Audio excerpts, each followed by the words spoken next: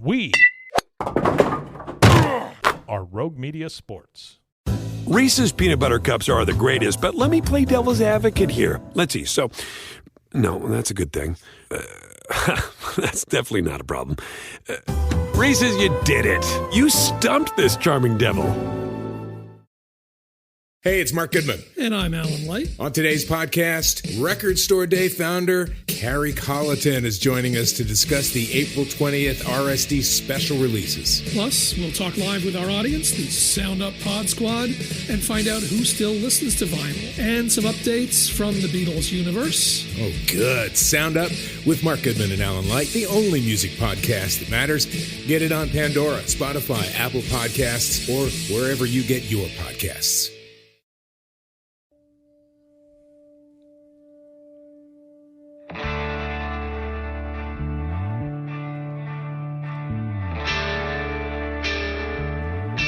It is the Doomsday Podcast, day 3 of our trip out to Oxnard, California. Ed Werder alongside Matt Mosley, and we've had a wonderful time and a lot of interviews. Already have something in store for you tomorrow that we're very excited about. But today, we talked to a member of the Cowboys Ring of Honor. He's also a longtime colleague of Ed Werder's at ESPN. It is our great friend, Darren Woodson. And Ed, I know of all the interviews we've done, we've had some ones that really seem to connect.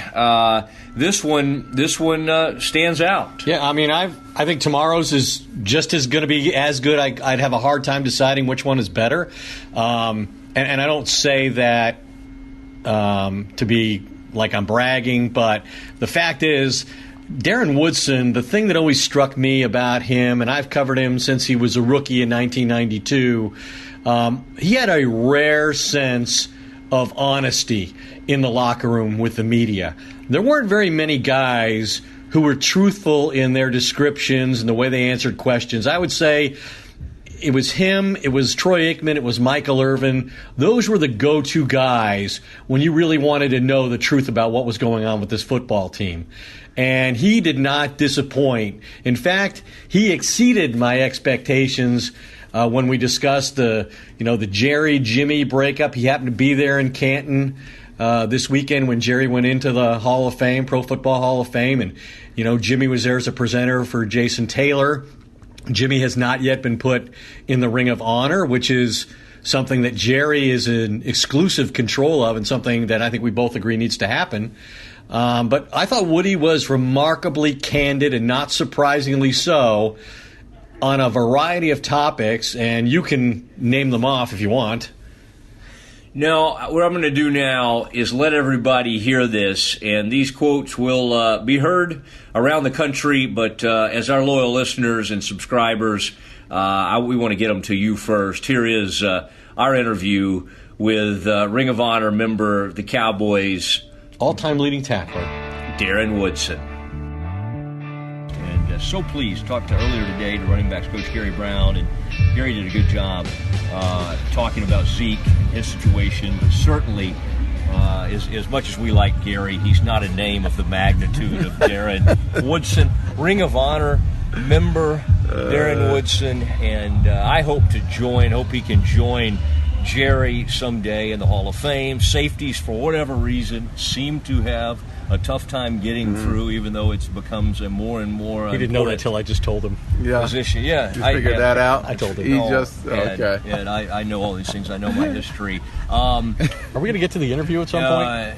Woody, the other night, watching the owner that you're so familiar with going in, what were your emotions?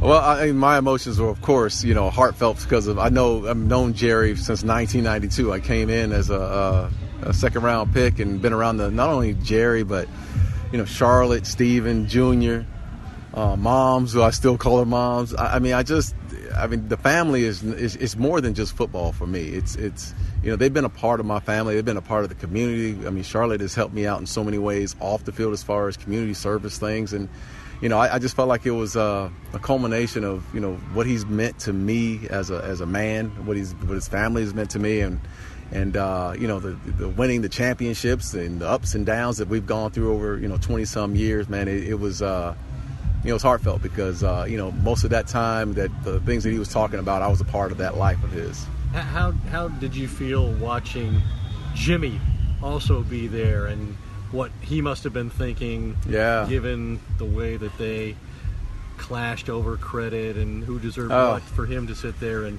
induct another player but see Jerry go in ahead of him? I don't know how Jimmy felt about that. Honestly, about how he felt that, how he was feeling about, how Jerry going in before him or whatnot. I think time heals a lot.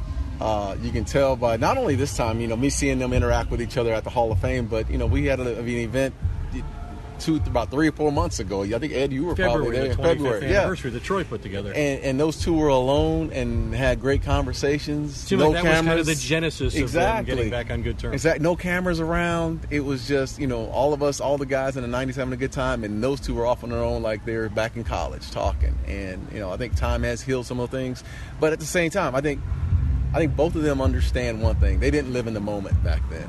Because if they lived in the moment, we probably have 4 or 5 rings instead of the 2 that we had with Jimmy. I think it's their pride got in the way.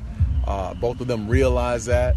Would they go back and change things? Probably not. Their pride would probably still be big in those situations. But I just think that those two, time has healed a lot of those wounds. And Jimmy's a different guy. I mean, you see Jimmy now, and from what he was in 92 and 93, or back from 89 all the way. I mean, he was intense. Felt like this was his team. And for the right reasons, Jerry felt like, hey, I pay you. And I pay all the rest of these coaches at the same time. So it's my team. So I can understand there being some issues. But, again, I should probably have 4 or 5 rings on my fingers if those 2 would have just gotten along. Do you think it helped further the healing process between the 2, given what Jerry said on the stage on Saturday night, acknowledging Jimmy? Listen, and I'm sure that they've had conversations before in the past.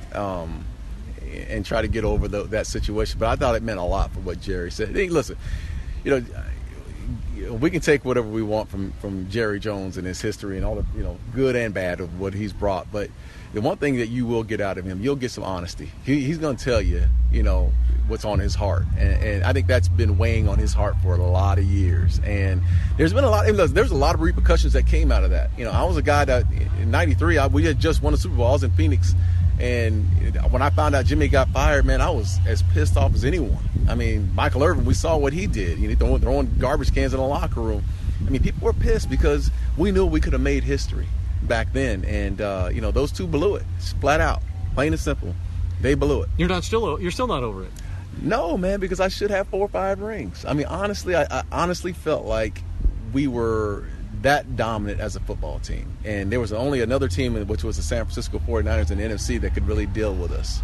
And we had beaten them, 2 straight years. And I know they loaded up that third one year, but I think if Jimmy would have been there, would have whooped them again, in those couple years. And we saw Green Bay was the next team that stepped up. But, we owned Green Bay in those years. And, when you had a good thing, man, it's hard to see it go.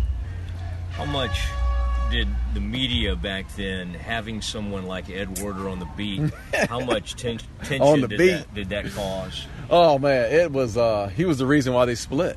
That was he did grab me by the pants leg on the way out and say, "Hey, don't leave now. You'll miss the story of the year." I said, "What's the story of the year?" He said, "I'm going to fire that blankety Jimmy Johnson." Wow, he gave me that story, huh? He insisted I have it. Oh wow, well see, there you go. We're going to fight after this, Ed. You and I are going to get into it. Hey, look, I think, I've known Ed forever, and people are, you're doing your job when people are pissed off at you half the time because you're writing the truth. Yeah. And Ed is always, to me, he knows this. We've been, I've seen him write things, and they were, to me, if they're truthful, why would I get upset about them? Yeah. You take it for what it is. He had a job to do, and he's done his job. And we were friends back in the 90s, and we're still friends today. Yeah. So nothing's changed. Ed probably told the truth too much with ESPN. Yeah, he probably did. And, absolutely. We've obviously seen what happened with that. Now, Woody, watching knowing your team. You're going to talk about this team now instead of the 90s team or this team? Well, but I want to, yeah, if you'll let me ask the damn question, we'll get it out here. You ever point the microphone in anybody else's direction? Yours is not helping us at all. I promise. I don't want you as backup. Okay. And it was like throwing me off that y'all are like sharing the mic and like it was just weird. No, just put it down, Ed. I'm fine. We do not need you. I'll put it in your up near your mouth when we need to. But the 90s Cowboys, y'all did have some characters, and you did have some off-the-field kind of things. Mm-hmm. In some ways, maybe some of those things, you almost sort of rallied around some of those issues.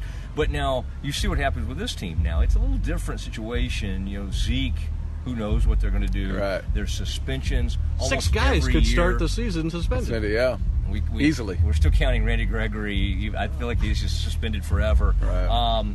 But I mean, is there any? Does that make you think back on some of those guys you played with and some of those times, knowing that y'all had a lot of other stuff you were dealing with, even while you were having success on the field? Yeah, absolutely. And this is not an excuse. I mean, honestly, this is not an excuse, and I don't want people to think this is an excuse. But if we would have had social media, whether it be Twitter, Instagram, in the 90s. Half our team would have been suspended, not for PEDs and not for any kind of drug enhancement, just for what we did off the field. So I want to throw that out there. Which half? The half that didn't play? That half. But, I look at these guys now, and it's, the guy right now that there's been about 5 or 6 guys you say about, they're dealing with these suspensions. But Zeke is a guy right now who's probably the biggest player right now, and you just want him to get it right. I know he's 21. There's still no excuse for what he's done off the field. He still has to act right. I thought Sean Lee did a great job, and I just read the story on the way up here about Sean coming out saying, listen, not only do we have to be professional on the field, but we got to be pros off the field. And we need to endear each other to that and make sure that, we handle it the right way. And that's exactly what this team needed to hear. And I think they needed to hear it not only from Sean, they need to hear that from the ownership. They need to hear it from the head coach. And, that's what, Witten and everyone else, they need to start speaking that, man. They need to start talking about that because, they're careless. And they've been really careless in the last few years about, whether it be PEDs or off the field issues. They got to handle. That's a problem here at this organization. They need to deal with it. I mean, if you're going to use that stuff, it's got to be the right time of the off season, correct? Why not? Why use? I mean, look, your window of opportunity is, and what's the career? 3 years. And look, I'm just going to speak to it. You got, 3 years is usually your window of opportunity. After that, that's gravy. But I played 13 years. 13 years is a snap, man. It's short. It's short-lived, man. So why even use? Look, I mean, forget everything else.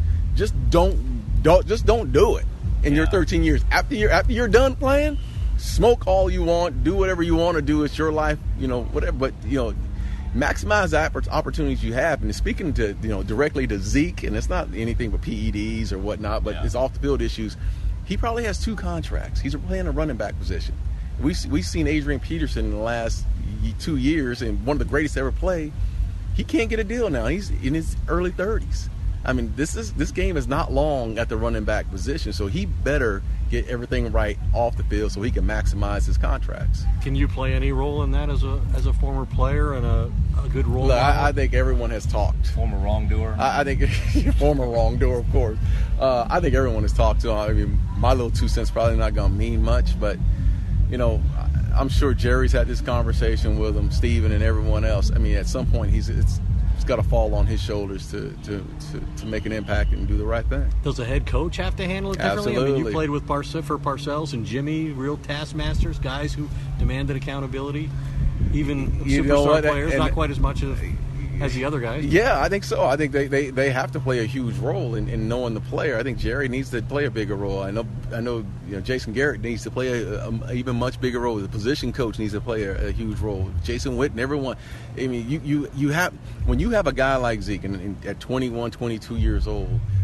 That's had the problems that he's had, at some point someone has to make an impact. And if that person can't make an impact, if all the 20 people can't make an impact, then it may be time to cut your losses and move a different direction because the whole process is about being available. If you're not available, you hurt the team. How do these guys not realize when they're making this decision or not making it just for themselves, they're making it for 53 52 other players and coaches and owners. And it's the moment, man. I always believe this. I mean, there's times when, we all go out. I used to go out when I was 21, 22 years old. I was out all the time as well. But, there's a time where you have to act the part. I mean, seriously, you have to act the part. I'm not saying be a role model to everyone, but act the part of just being a professional, knowing at 1 o'clock in the morning that there's nothing good going on at 1.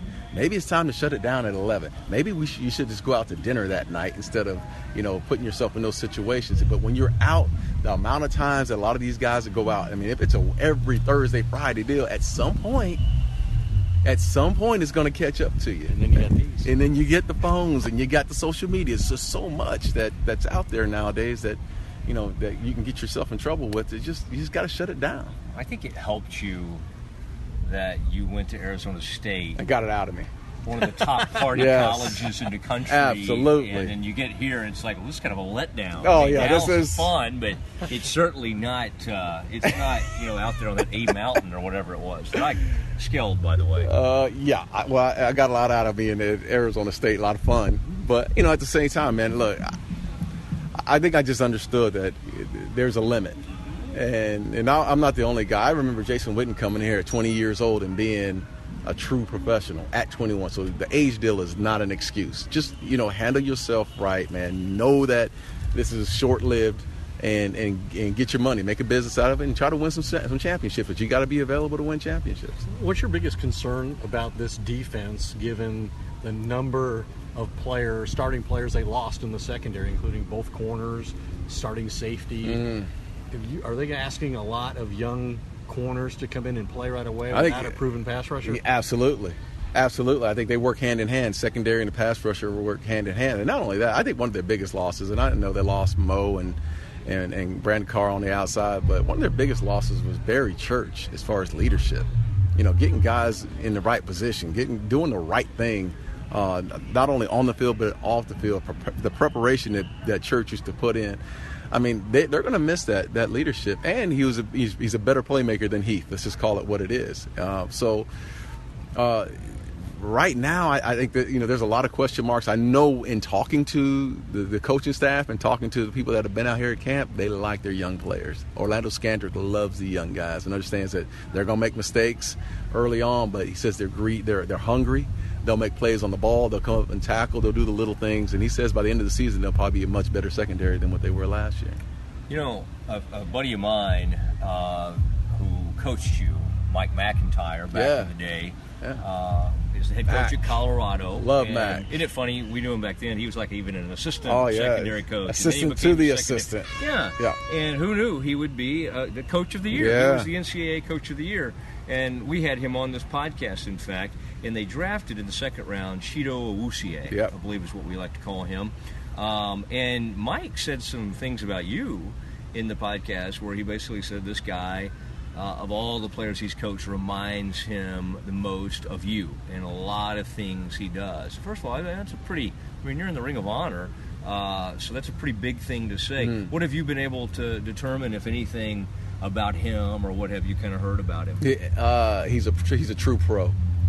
He, in talking to everyone, and I finally just met him just the other day at the Hall of Fame. You see that, he's a professional. He handles himself the right way, and Mac's done a good job with him because, he acts the part and plays the part.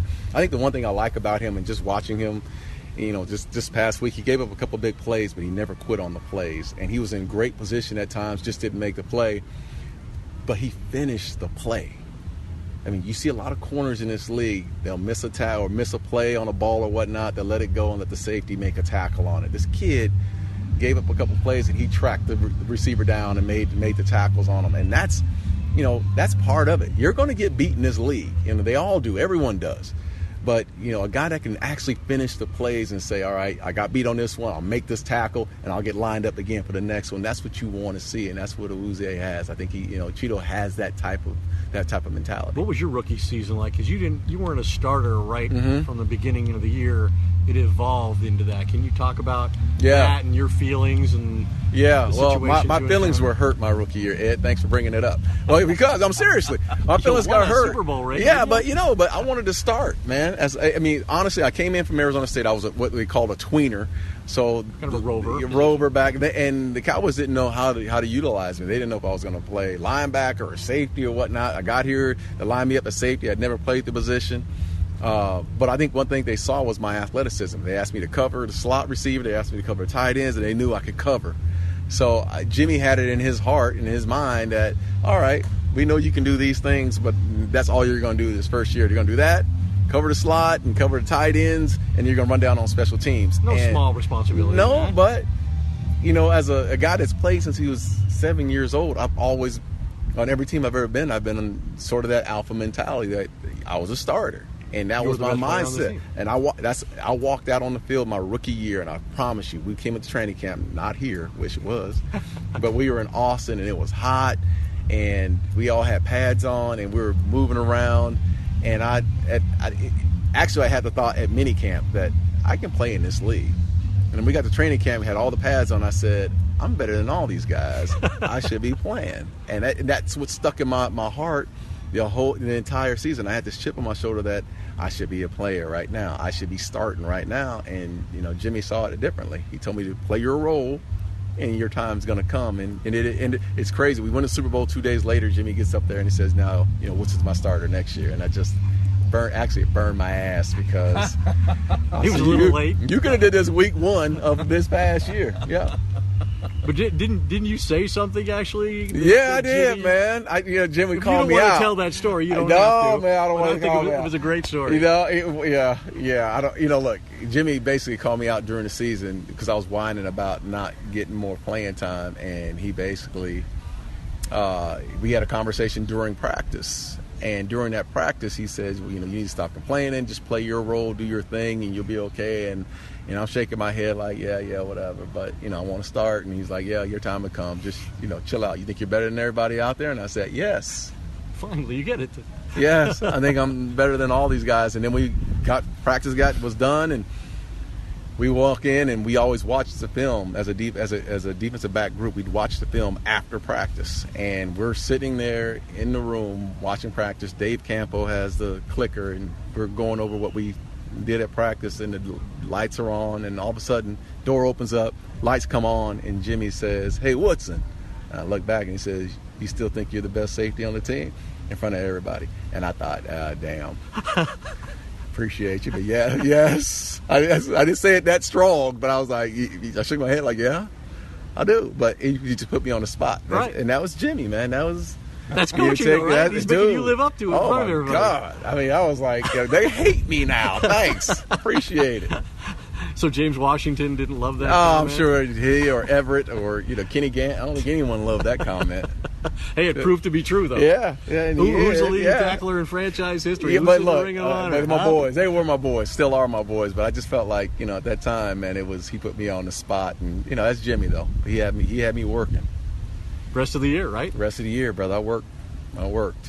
You cover way more than just this team, and people like to hear your take on the rest of the division. This could be an interesting division because the Giants are the only one who kind of had the Cowboys number. Mm-hmm. Wentz could be improved for the Eagles, and even Washington has some talent. Obviously, Cousins can put up big numbers.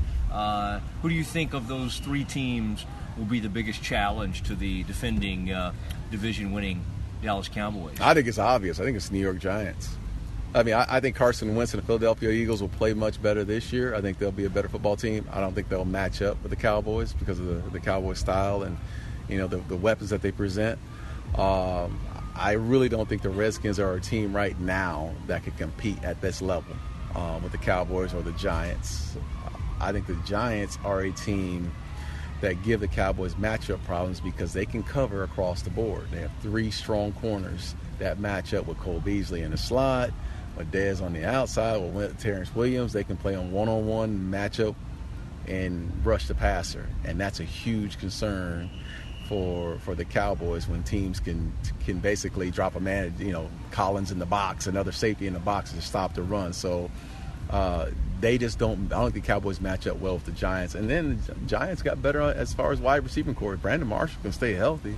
And they got a draft at a tight end in the first round. They got weapons as well. It's it's going to be up to Eli Manning to get the ball out of his hands, and can they protect Eli? That's their biggest question mark. This reminds me of the thing I miss the most about being at ESPN. It's being in the green room between shows and talking football with my colleagues like Darren Woodson and Jeff Saturday and Joel Bettis and the Hasselbeck brothers. I mean, that's what it's really all about. Yeah. Being in the green room. Being in the green room. In the green room. Hey, how many times am I It should be a show. The green room should be the show. That should be the show. But how many times, reverse that, you ask us questions and we're asking you, how many times have I called you Ed and say, hey, Ed, tell me about the CBA and why this is happening?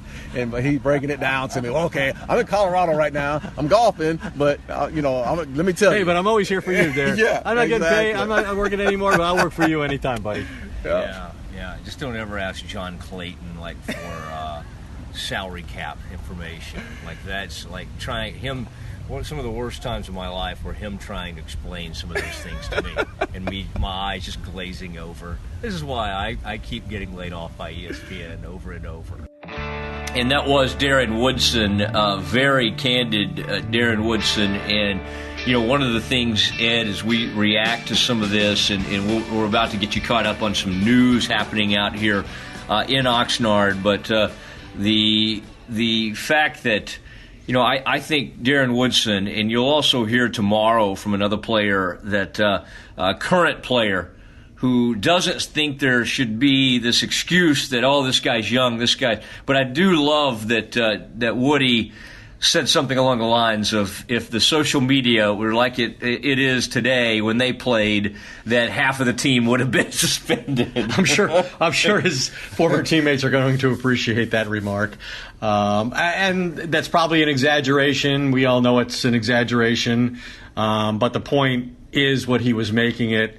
And I think he did have some fair advice and even criticism for Ezekiel Elliott and some of the other players who, may start the season suspended, which has been a consistent pattern of problem for the Cowboys in recent years.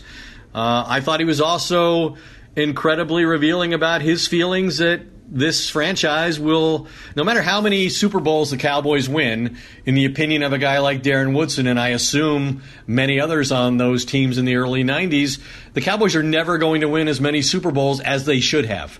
Because they didn't, he said they would have won the third year, which was the year they lost the NFC Championship game with Switzer as a head coach. And they did, of course, come back the following year and win it all again. But he's clearly not over that yet either. And maybe he never will be.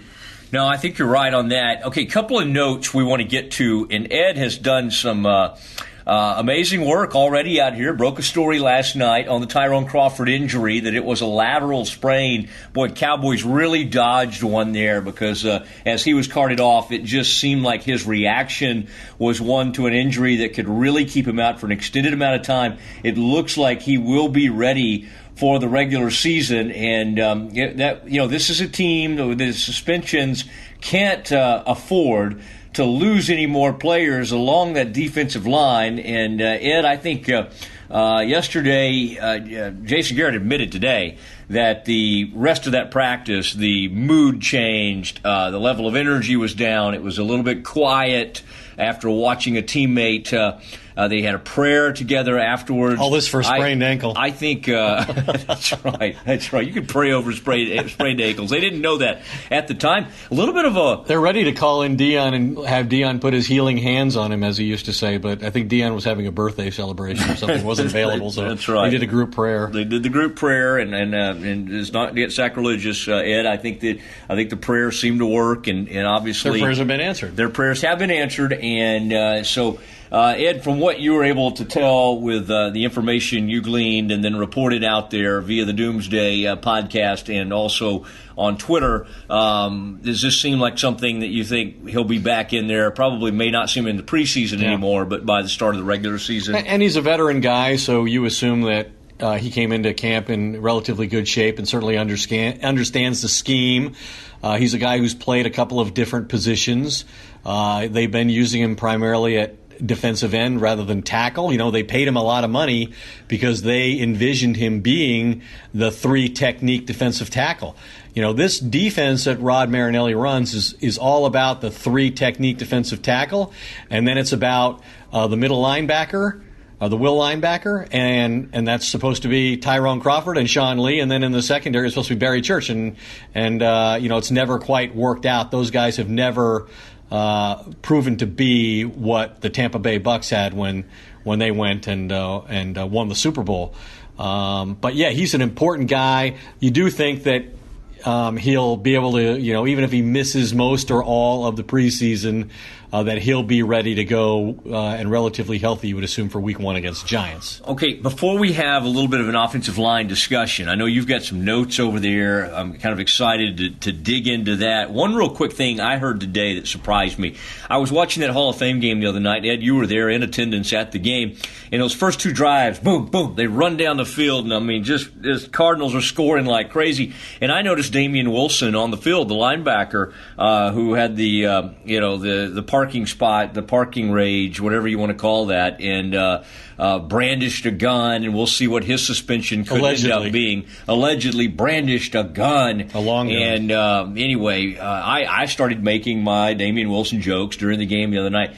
I found out today, after kind of digging in on what's been going on at camp, this guy has been flashing. Like, this guy has had just about as good a camp for the under-the-radar type players as anybody out here. I found that interesting. Now, from a offensive line standpoint, Ed, something has happened since we've been out here. There is some rotating going on right now with the first-team reps at left guard. Now, before I say that, I should say that Tyron Smith will miss practice again today with some back stiffness. He had some back issues last year. They say it's not related to whatever he had going on last year. He had a bulging disc, I think, at one point. The bulging disc.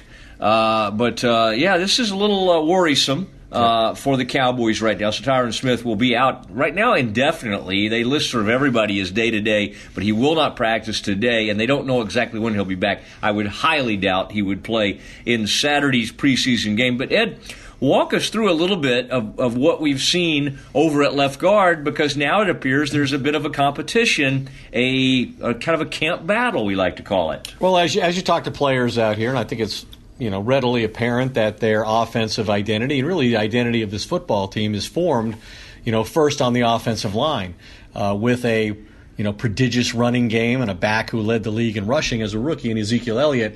But I think people forget that they've got 2 open spots on this offensive line, which most people just generally regard as the best in football. Well, is it still? If it ever was, is it still? Doug Free, probably an underappreciated guy. Was he the most athletic right tackle in football? Probably not. He's not as athletic as the guy that they hope wins that spot, Lael Collins, who's moving from left guard and creating an opening at that position. But, they did have a great appreciation for the fact that Free was a guy who, while not tremendously athletic, did not blow assignments. He knew what he was supposed to do, and rarely did he make a mistake. There is not that sort of mental consistency with Lael Collins to this point. So that's their big trepidation as it pertains to him moving from guard to right tackle, where he's obviously a premier athlete, and they just signed him, so obviously they had a lot of faith in him as a starter going forward. And that does leave the left guard position open, and I think what they hope would happen as an organization, they come in here, they let guys work out, they compete for jobs, but the organization has an idea of the way they would like for it to work out, and they'd like for Jonathan Cooper, who's a former, top 10 draft pick in the NFL, who bounced around with the Cardinals, the Patriots, and the Browns. So he was spent part of last year with the best team in football and the worst team in football, and got cut by both. But they think he can be a good, especially in the run game, a good, tough left guard, replace Ron Leary, who was really underestimated in terms of his value to that group last year. I find it fascinating. Those are all that's some really good insight that you've brought. It is rare when you have 3 All-Pros and you have this what's regarded as one of the better offensive lines, if not the best offensive line in the NFL, but you have these 2 potential weak spots. I mean, we don't know what's going to happen out there at right tackle. You think Lael Collins, like you said, is athletic enough to move out there and be okay. Left guard, I mean, it's a huge, with the running game and how much they lean on that to have sort of some indecision there right now. I don't sense that this is like we're so good. These guys are both so good. Let's let them battle it out. I think they would probably hoped that the man you mentioned before, Jonathan Cooper, would come in here and kind of take hold of the position. But the old vet himself, who's gotten himself back in shape, I don't know how much of a vet he is. He's been around a little bit. With Byron Bell. Byron Bell's kind of in the mix here. Well, Jason Garrett said that he's really made a significant attempt and succeeded in terms of getting himself into the kind of physique that they want to have on the offensive line. He's had to lose a considerable amount of weight to fit into what the Cowboys want, because they need guys who can get outside and block on the perimeter, and those are not the kinds of offenses that Byron Bell has typically played in.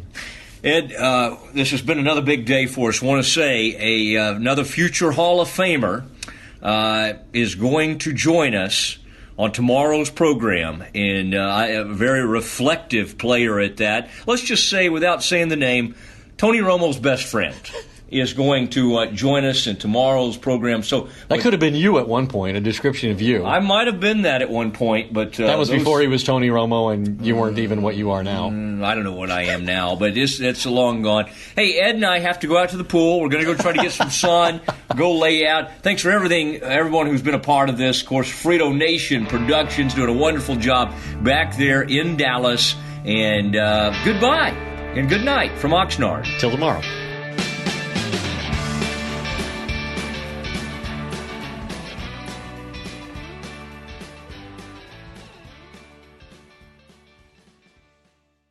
Hey, it's Mark Goodman. And I'm Alan Light. On today's podcast, Record Store Day founder Carrie Colleton is joining us to discuss the April 20th RSD special releases. Plus, we'll talk live with our audience, the Sound Up Pod Squad, and find out who still listens to vinyl. And some updates from the Beatles universe. Oh, good. Sound Up with Mark Goodman and Alan Light, the only music podcast that matters.